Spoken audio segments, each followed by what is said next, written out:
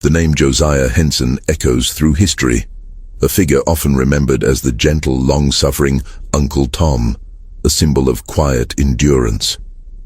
But what if the truth of his life, the real man behind the legend, was far more complex, shadowed by choices so agonizing they would haunt a soul for eternity? What if the story we know is merely a carefully constructed facade, concealing a past steeped in moral terror and a secret burden that few could ever comprehend? The true narrative of Josiah Henson is not one of simple virtue, but of a man trapped in an inferno of impossible decisions, a man who walked a tightrope between survival and betrayal, carrying a secret that could shatter the very image history has painted of him. Before we continue with the story of Josiah Henson, a tale woven from the threads of history and the chilling whispers of what might have been, please take a moment to subscribe to Liturgy of Fear. Hit that notification bell so you don't miss our next descent into the shadows of the past. And tell us in the comments below, from what state or city are you listening to this unsettling chapter of American history? Your engagement helps us unearth more forgotten truths. The year 1789 dawned with a fragile promise of new beginnings for some, but for others, it merely marked the continuation of an inherited nightmare.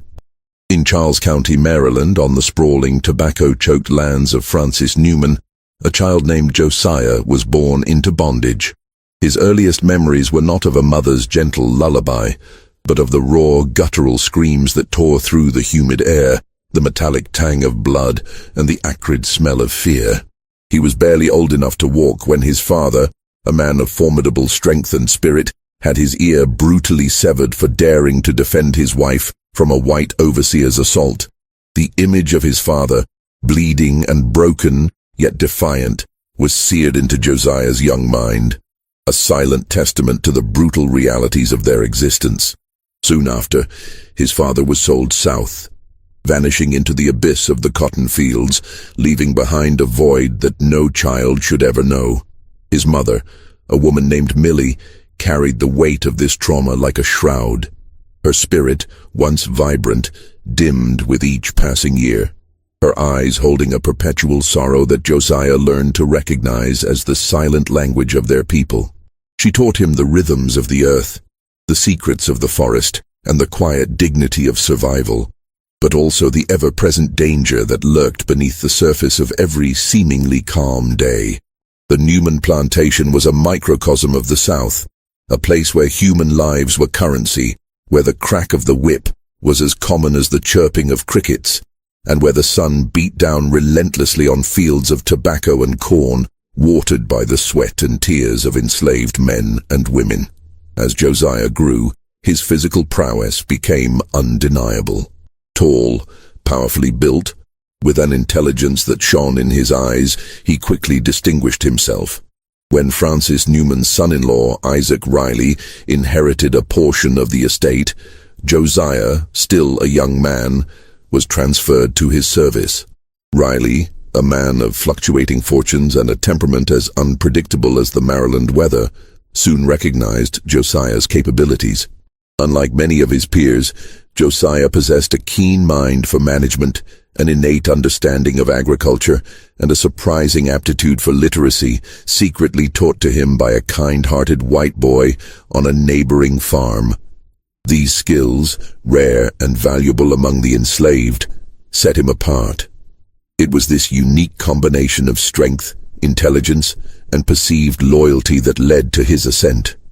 Riley, facing mounting debts and a growing disinterest in the day-to-day grind of plantation management, made a decision that would forever alter Josiah's destiny and cast a long, dark shadow over his soul.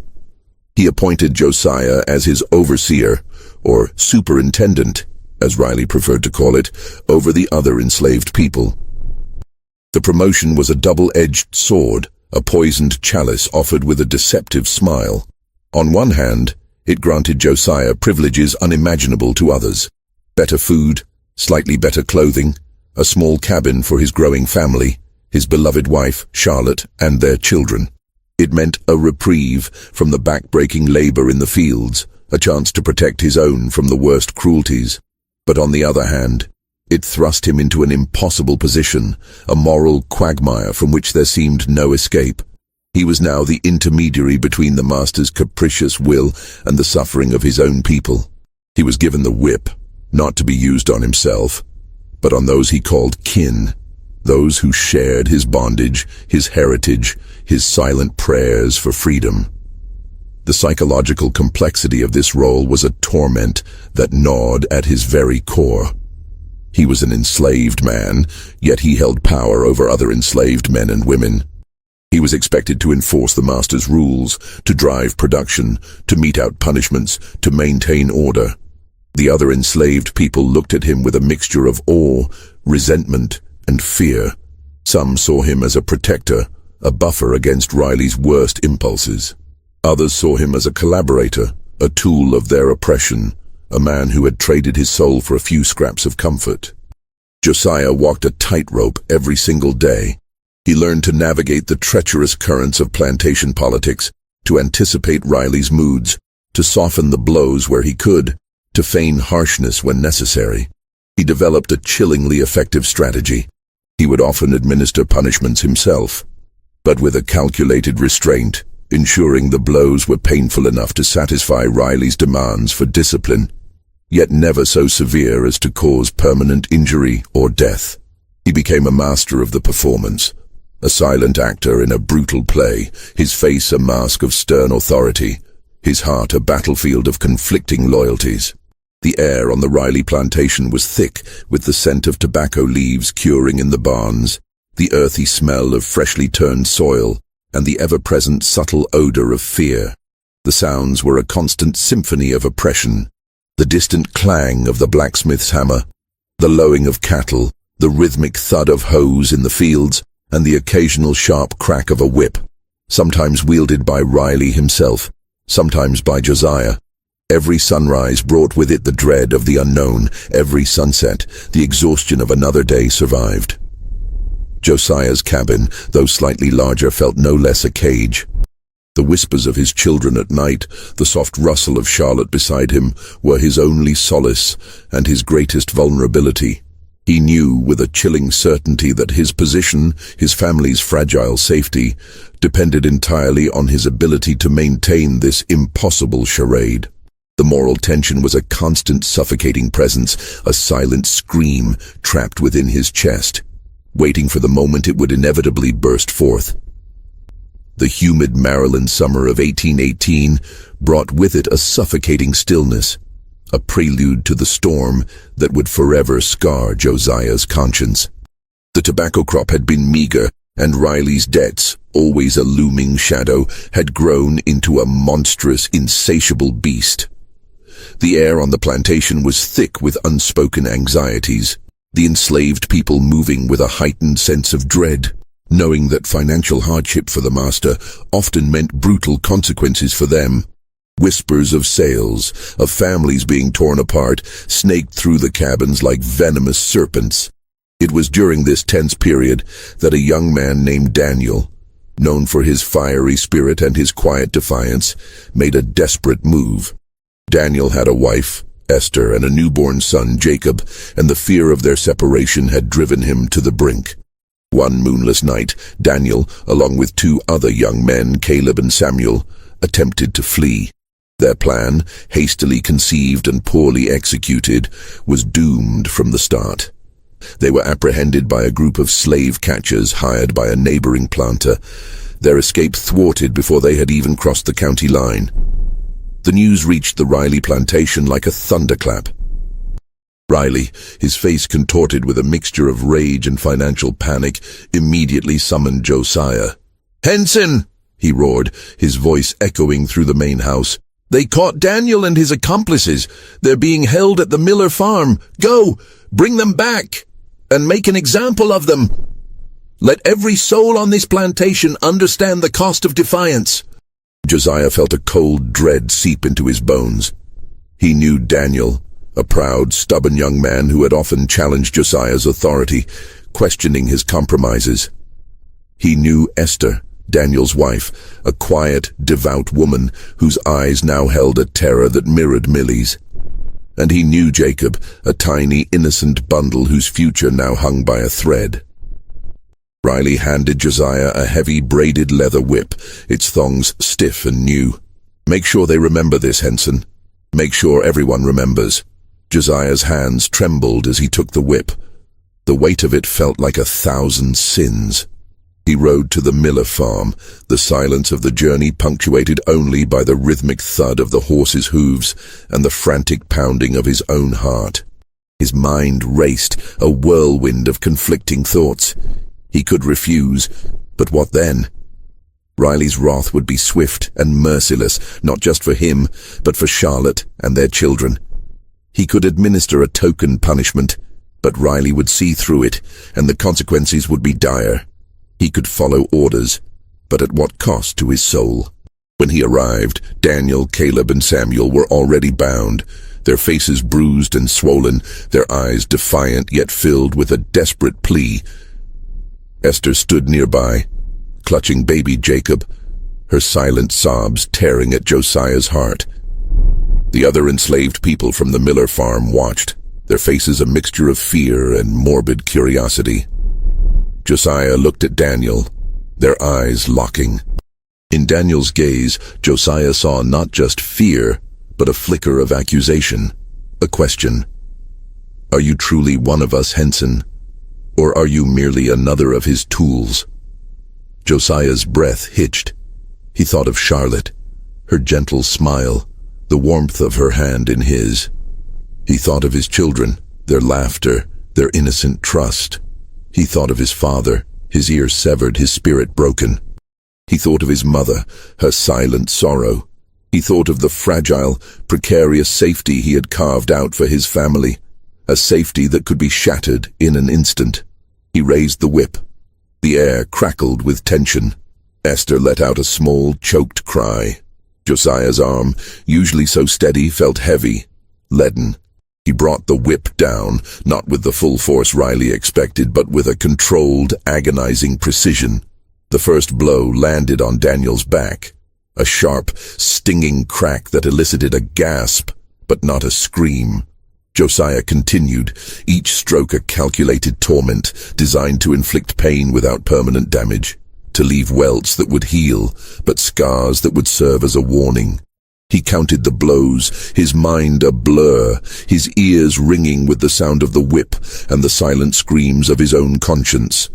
He saw the other enslaved people flinch with each strike, their eyes wide with terror. He saw Esther bury her face in Jacob's blanket. He saw Daniel's body convulse, but his eyes, though filled with pain, still held that flicker of defiance, that silent question. When it was over, Josiah's hands were shaking uncontrollably. The whip felt like a living thing, pulsing with the pain it had inflicted. He turned to the other two, Caleb and Samuel, and repeated the grim ritual, his movements mechanical, his soul recoiling with every swing. He left them bleeding but alive, their spirits wounded but not broken. He left Esther weeping, her hope extinguished.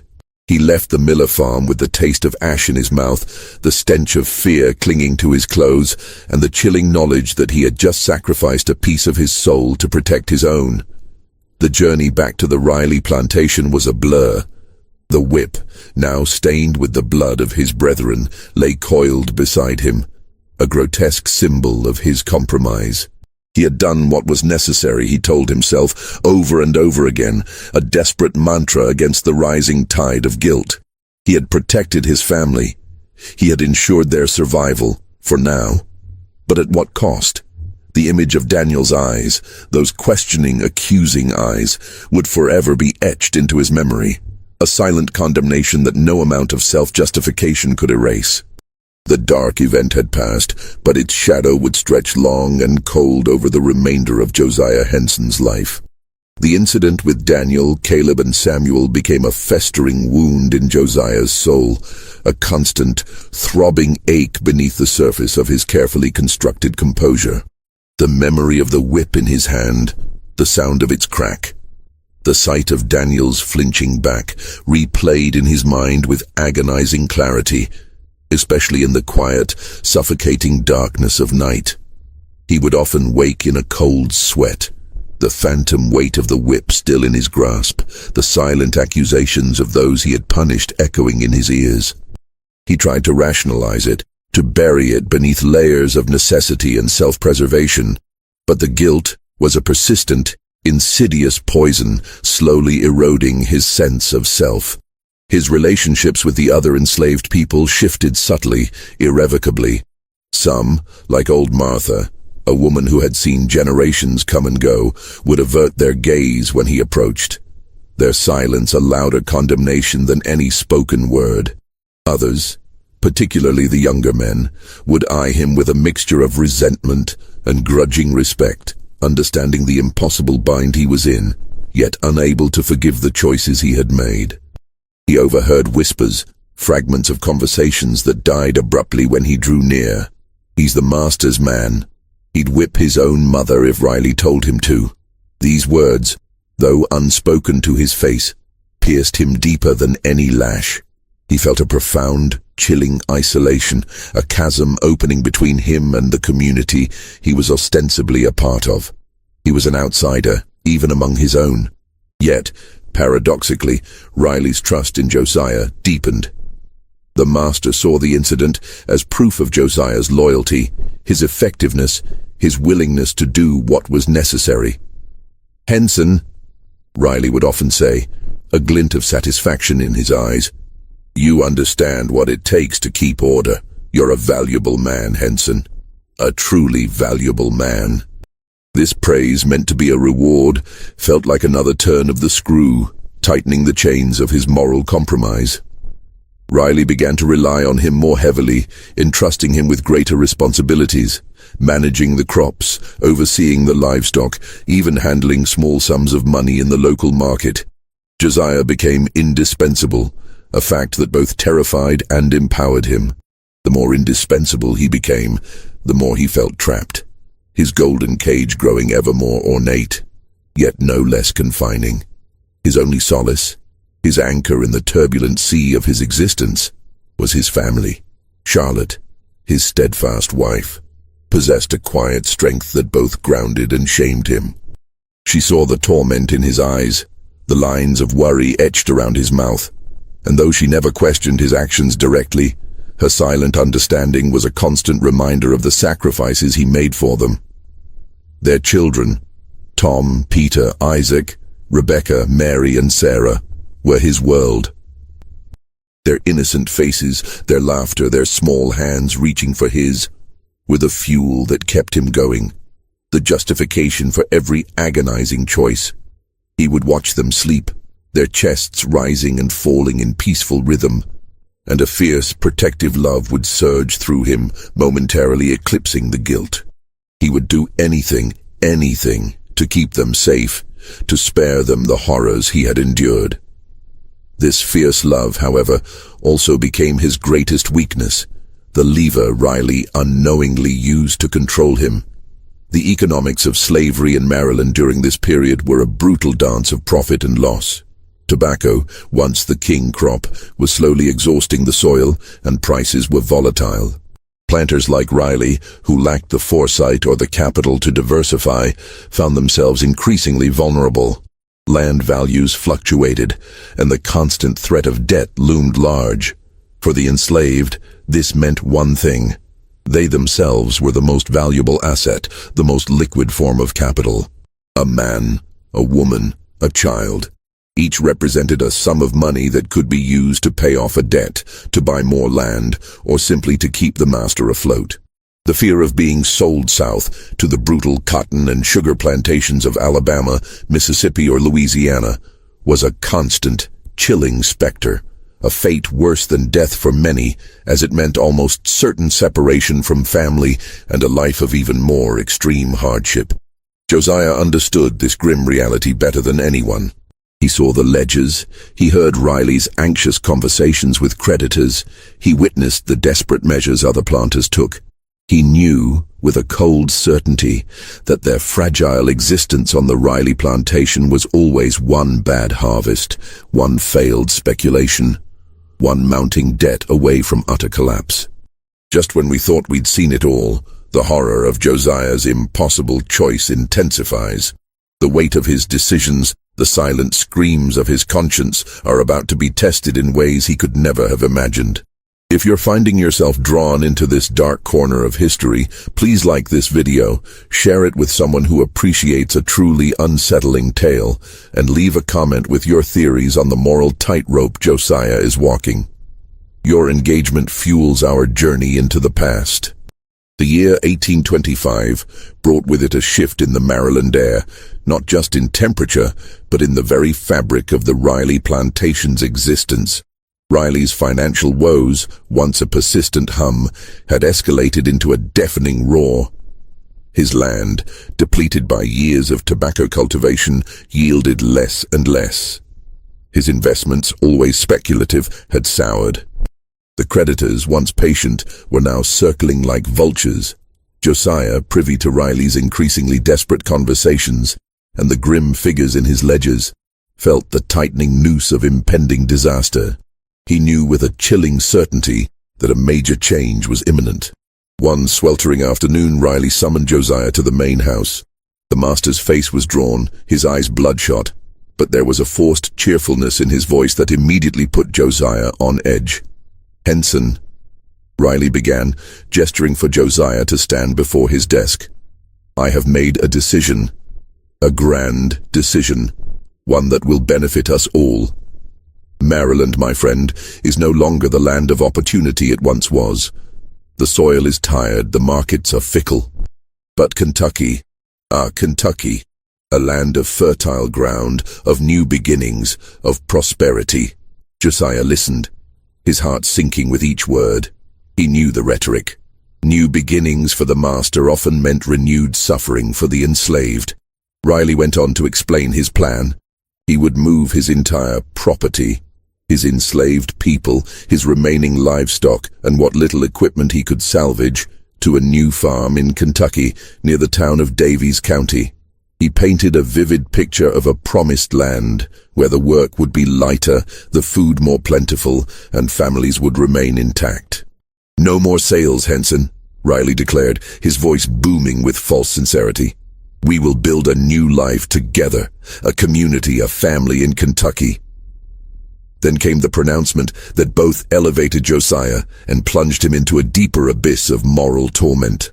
"And you, Henson," Riley said, his eyes gleaming with what Josiah now recognized as manipulative trust, "you will lead them. You are my most trusted man, my superintendent. You will take the entire company, men, women, children, livestock, on the journey.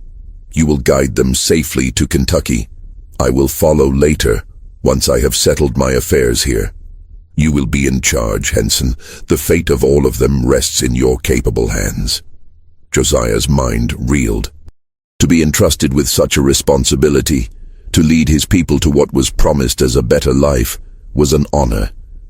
But the forced cheerfulness in Riley's voice, the too eager promises, grated against Josiah's finely honed instincts for deception. He had seen too many promises broken, too many hopes dashed. That night, unable to sleep, Josiah paced the small confines of his cabin. The weight of the impending journey, the lives entrusted to him, pressed down on him. He thought of Charlotte, her quiet optimism, her hope for a better future for their children. He thought of the other enslaved people, their faces alight with a fragile hope, clinging to Riley's words. He had to know the truth. His opportunity came a few days later. Riley, in his haste to prepare for his own departure, had left his desk in disarray. A stack of papers, usually meticulously guarded, lay exposed. Josiah, with his secretly acquired literacy, felt an irresistible pull. His heart pounded against his ribs as he slipped into the main house under the cover of twilight, his movements as silent as a shadow. His eyes scanned the documents. Bills of sale, promissory notes, letters from creditors, and then he saw it. A letter addressed to a Mr. Marks in Daviess County, Kentucky. Josiah's breath hitched as he read the chilling words, his eyes darting across the page, each sentence a hammer blow to his soul. The letter outlined Riley's true intentions. The move to Kentucky was not for a new beginning, but a strategic maneuver. The fertile lands of Kentucky were merely a temporary holding ground. The real plan was to sell off the majority of the enslaved people, including entire families, to the highest bidder in the bustling slave markets of the Deep South, using the proceeds to clear Riley's crushing debts. The promise of keeping families together was a cruel, calculated lie. The new life was a euphemism for dispersal, for the ultimate brutal separation. Josiah's hands trembled so violently he almost dropped the letter. The words swam before his eyes, each one a searing brand. He was not leading his people to freedom or even to a slightly better bondage. He was leading them to the slaughter, to the auction block, to a fate far worse than anything they had yet endured. He was to be the unwitting shepherd guiding his flock to the wolf. The realization hit him with the force of a physical blow. He, Josiah Henson, the trusted overseer, the man who had made agonizing compromises to protect his family, was now an accomplice in the ultimate betrayal.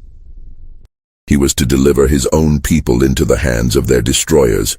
The psychological torture was immediate and absolute. He had to maintain the facade of loyalty, to lead them with a convincing air of hope, all while knowing the horrific truth. His mind raced, a desperate scramble for a solution. Should he expose Riley, but how? And what would be the consequences? Riley's wrath would be swift and brutal, not just for him, but for Charlotte and their children, who would surely be sold first, and to the harshest master. Should he try to escape alone with his family? The thought was tempting, a siren song of self-preservation, but the faces of the others, their trusting eyes, flashed before him. He had led them. He had disciplined them. He had, in his own twisted way, protected them. Could he now abandon them to such a fate? The weight of this secret, this terrible knowledge, settled upon him like a shroud. He was trapped, caught between the devil of his master's deception and the deep blue sea of his own conscience. He had to plan an escape, not just for his family, but for as many as he could, while simultaneously playing the role of the loyal, hopeful leader. The journey to Kentucky, once a vague promise, now loomed as a treacherous path, each step fraught with peril, each mile a testament to his agonizing dilemma. The preparations for the journey, once filled with a false sense of hope among the enslaved, now felt like the meticulous arrangements for a mass sacrifice, with Josiah as the unwilling high priest. He watched the others pack their meager belongings, their faces alight with a fragile optimism. And the lie he had to live became a suffocating burden, a secret that threatened to consume him whole. The journey began in the late autumn of 1825, a procession of human misery and false hope snaking its way westward from Maryland. Josiah, astride a sturdy horse, led the caravan of wagons laden with meager possessions, and the long shuffling line of enslaved men, women and children, their faces etched with a mixture of weariness and a fragile, desperate optimism. The air was crisp, carrying the scent of burning leaves and the distant promise of winter, but for Josiah, it was thick with the suffocating weight of his secret. He was their guide, their protector, their trusted leader, yet he knew he was leading them towards a precipice. The route was long and arduous, cutting through the rugged terrain of western Maryland, across the Allegheny Mountains, and into the rolling hills of Kentucky. Each day was a test of endurance, a relentless march under the watchful eye of Josiah, who had to maintain the illusion of control and purpose. He had to push them, to keep them moving, to ensure they reached their destination on schedule, all while his mind raced, desperately searching for a way to avert the impending disaster. The days blurred into a monotonous rhythm of travel. Dawn broke with the chill of the mountain air, the mist clinging to the trees like ghostly shrouds. Josiah would rouse the group, his voice firm but not unkind, urging them to break camp. The wagons creaked and groaned, the livestock lowed, and the shuffling feet of the enslaved people kicked up clouds of dust that coated everything in a fine, gritty film. They ate meager rations of cornmeal and salted pork, cooked over open fires, the smoke stinging their eyes. Nights were spent huddled together for warmth under the vast, indifferent canopy of stars, the sounds of the wilderness a constant, unsettling presence. Along the way they encountered other travelers, white settlers heading west, their faces filled with a similar, if less desperate, hope. Occasional groups of slave catchers, their eyes sharp and predatory, scrutinizing Josiah's papers with suspicion. And once, a small band of Native Americans, their silent, watchful presence, a stark reminder of another people dispossessed. Each encounter was a moment of heightened tension for Josiah, a near miss where his carefully constructed facade could crumble.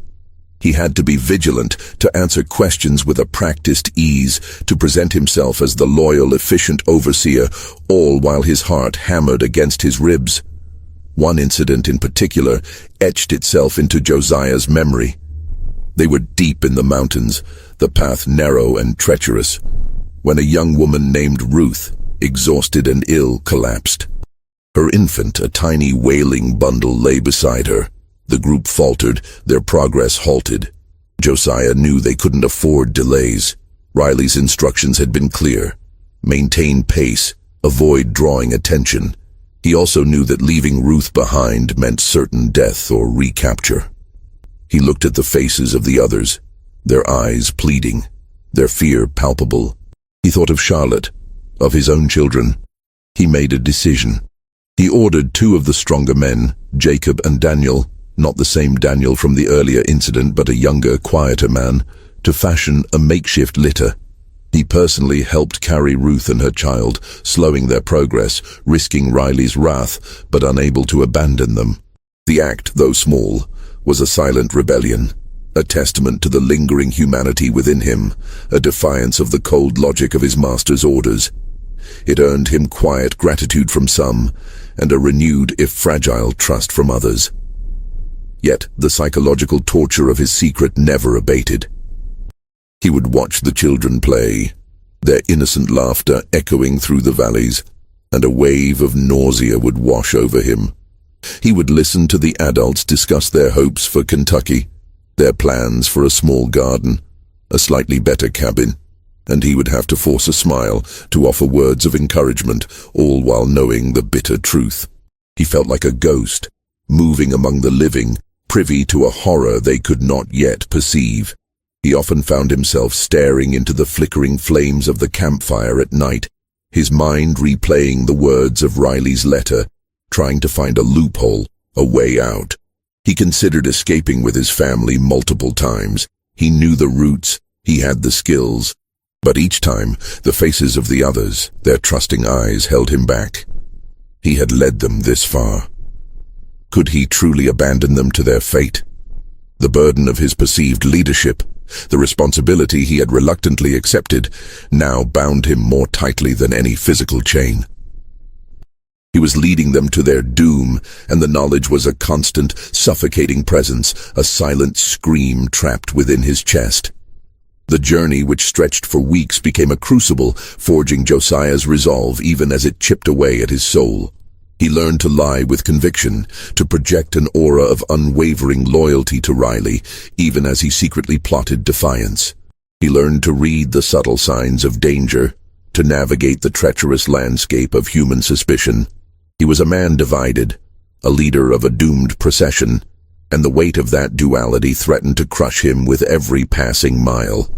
The arrival in Daviess County, Kentucky, was met with a mixture of exhaustion and cautious optimism.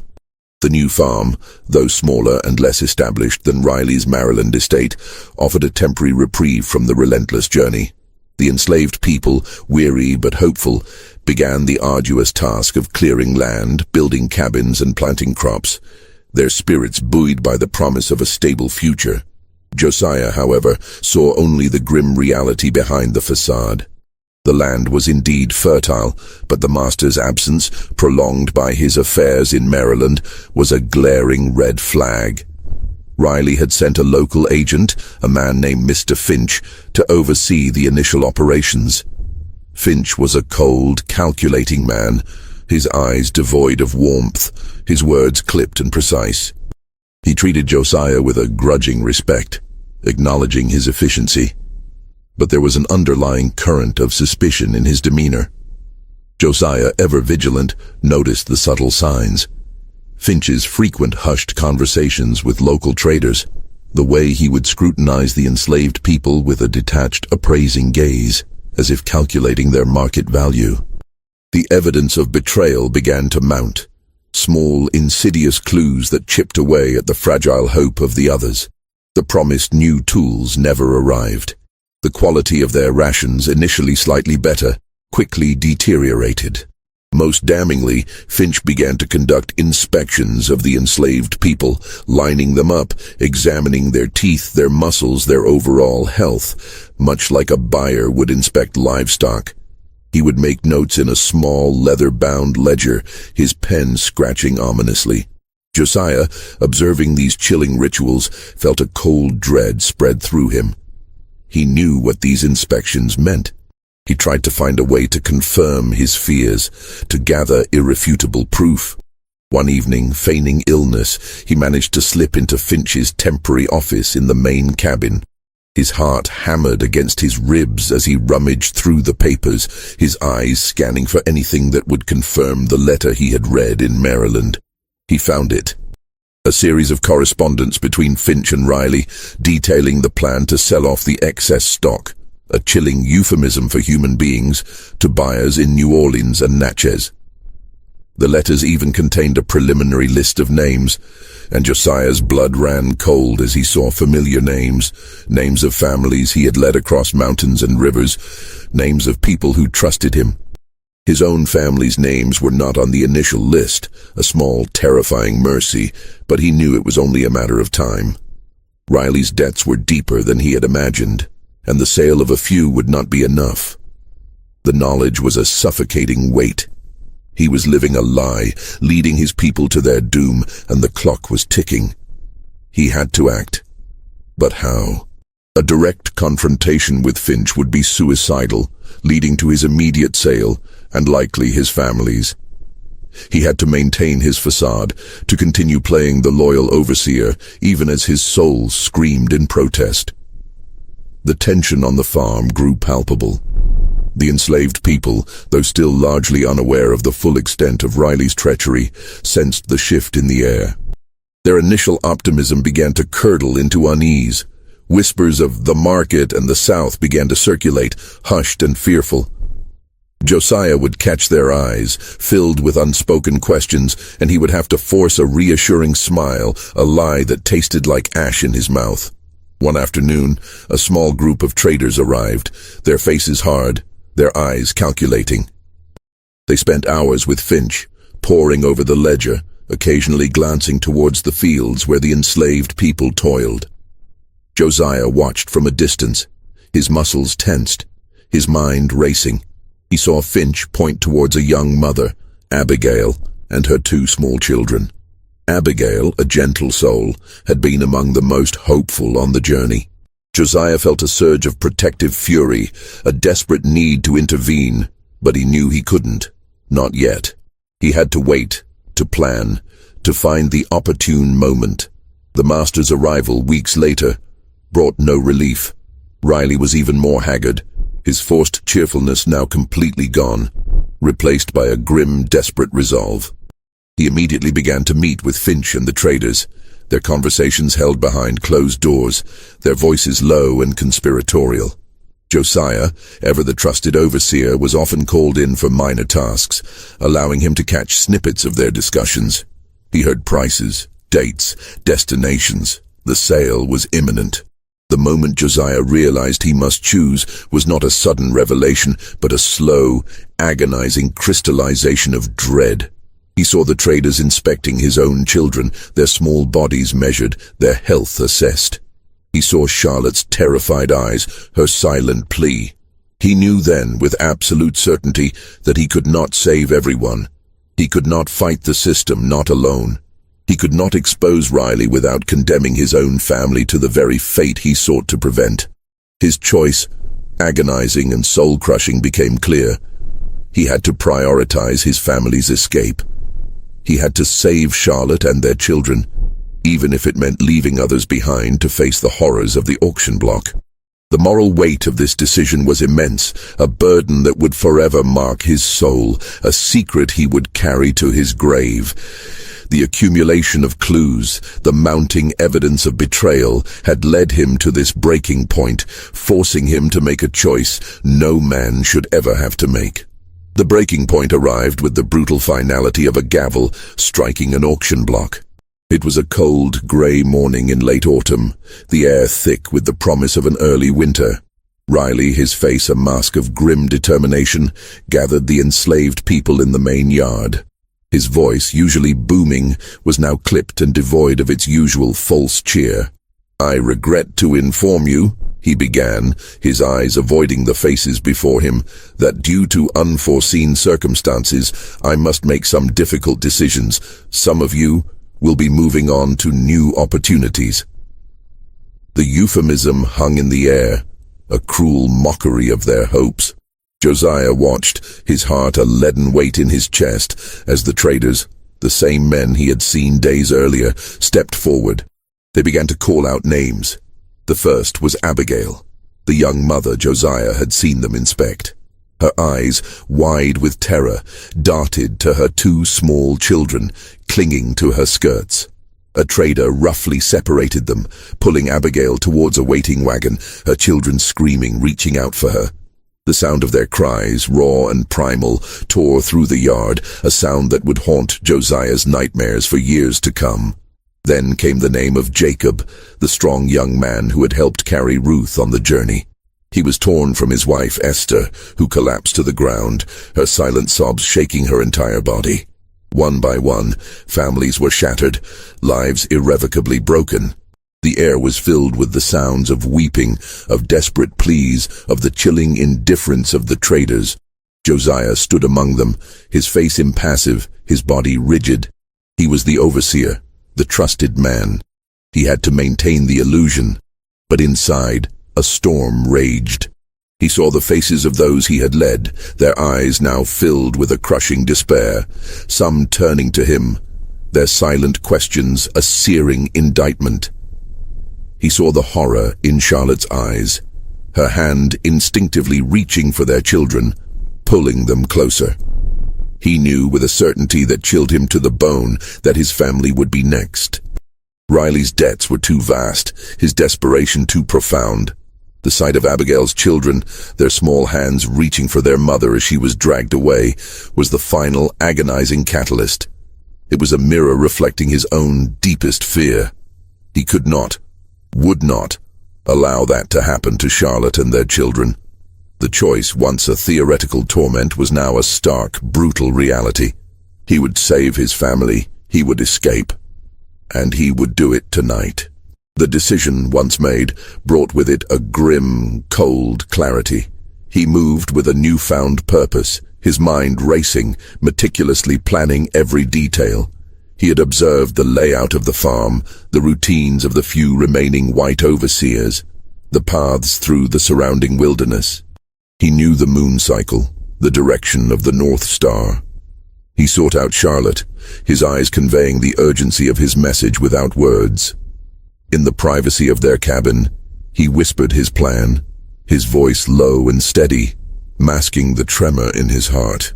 Charlotte, her face pale but resolute, nodded. She understood the stakes. They would take their 6 children, leaving behind everything they owned, everything they knew, to plunge into the terrifying unknown.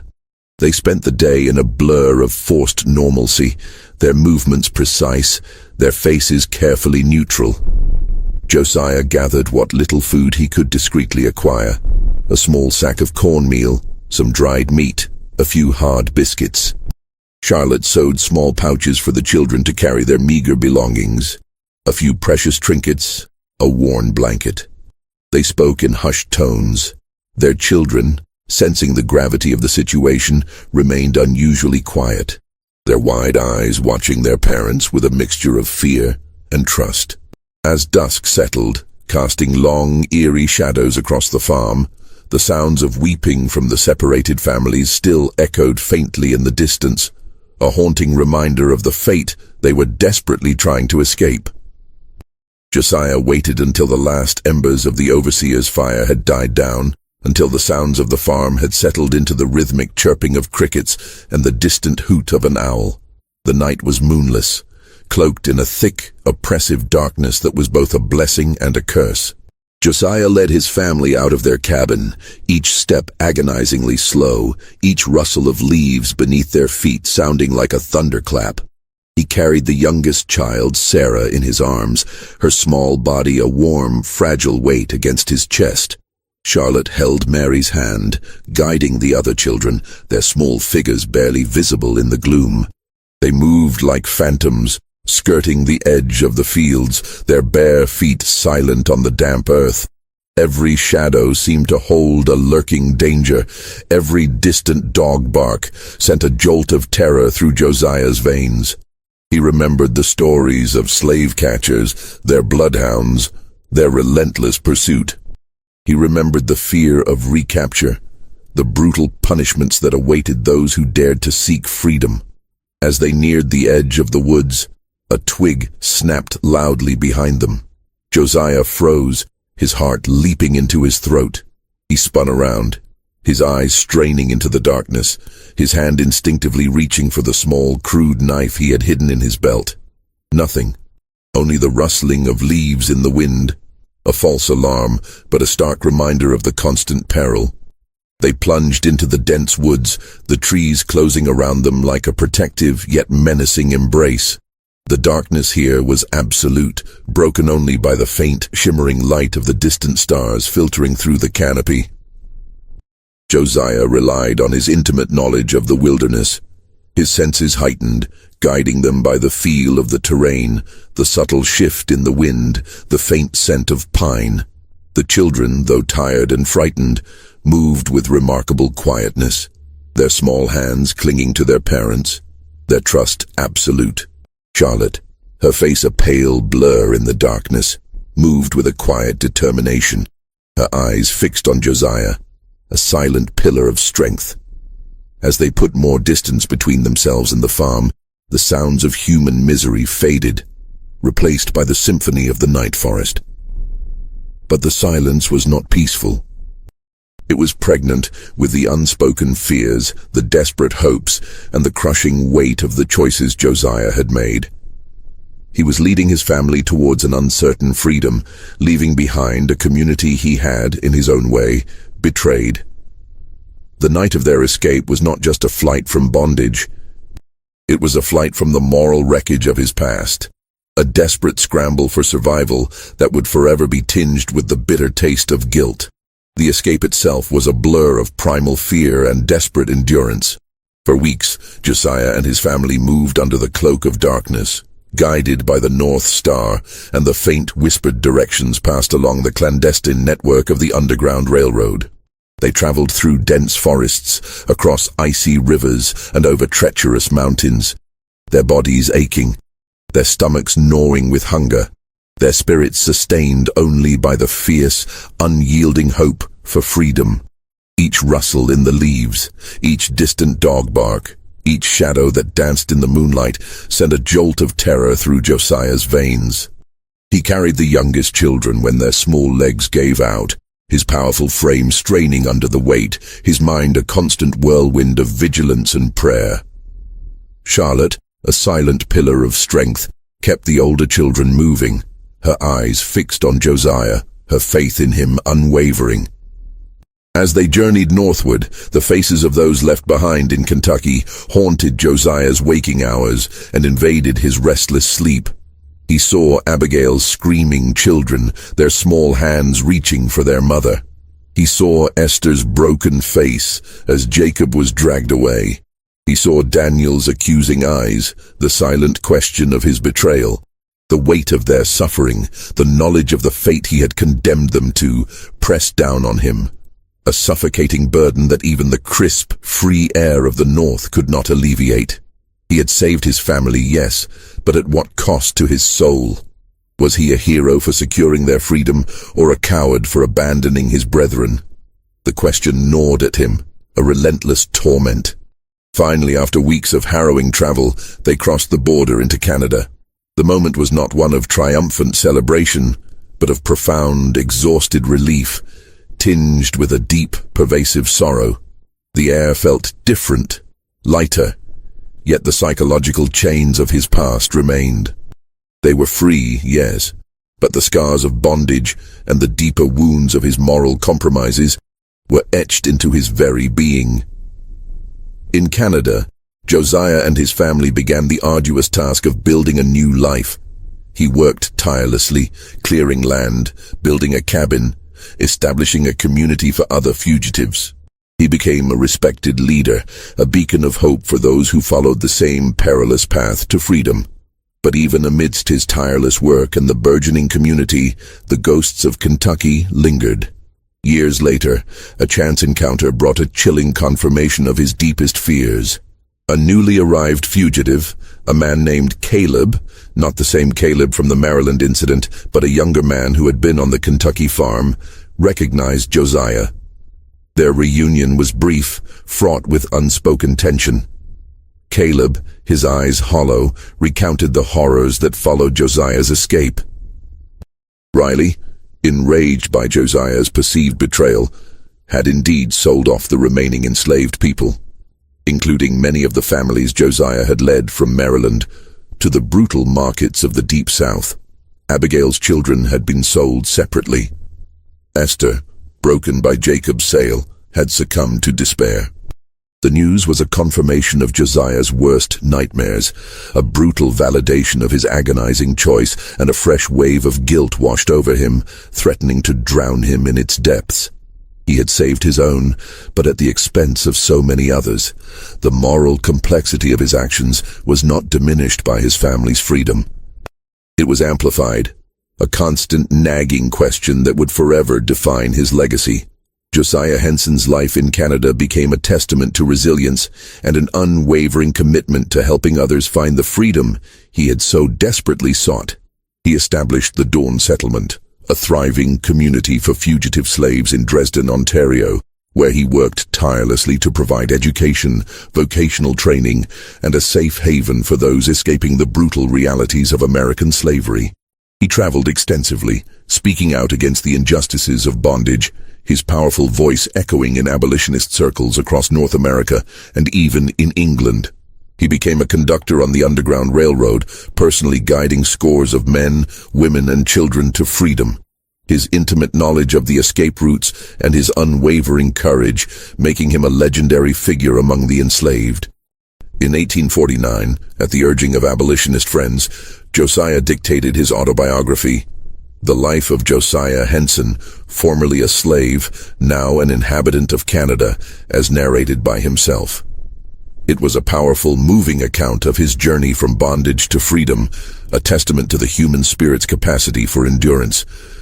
However, as he recounted his story, Josiah made a conscious, agonizing decision.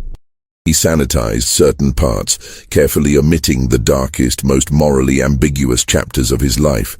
He spoke of his role as an overseer, but he downplayed the brutal necessities of the position, the times he had wielded the whip, the silent accusations in the eyes of his brethren. He spoke of the journey to Kentucky, but he omitted the chilling discovery of Riley's true intentions, the secret knowledge of betrayal he carried, and the agonizing choice to prioritize his family's escape over warning the others. He presented a narrative of suffering and eventual triumph, a story designed to inspire, to garner sympathy for the abolitionist cause, and perhaps to protect himself from the searing guilt that still gnawed at his soul. He crafted a version of himself that was palatable, heroic, and uncomplicated, a version that could serve as a symbol for a greater cause. It was this sanitized narrative that eventually found its way into the hands of Harriet Beecher Stowe.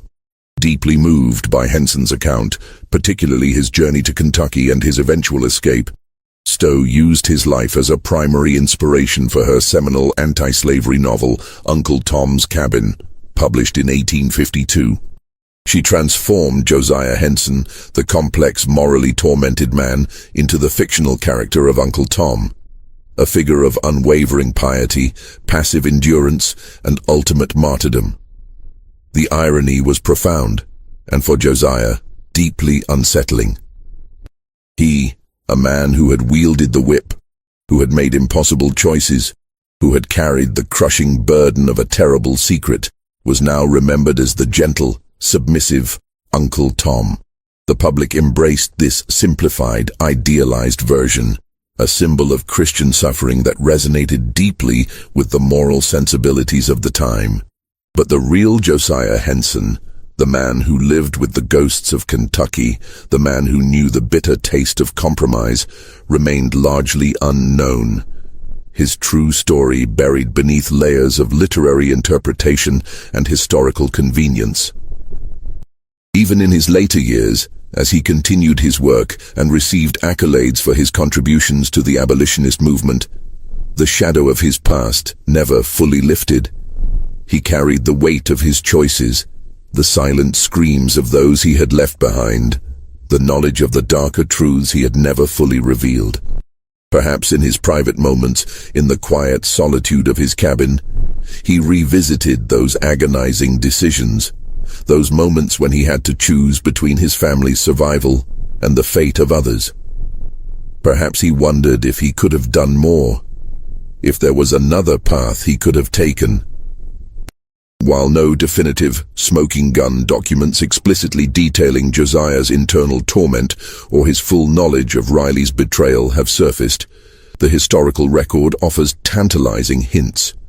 The stark contrast between his public narrative and the brutal realities of the overseer's role, the documented financial desperation of Isaac Riley, and the known practices of selling enslaved people from Maryland to the Deep South, all suggest a far more complex and morally fraught existence than the one presented in his autobiography.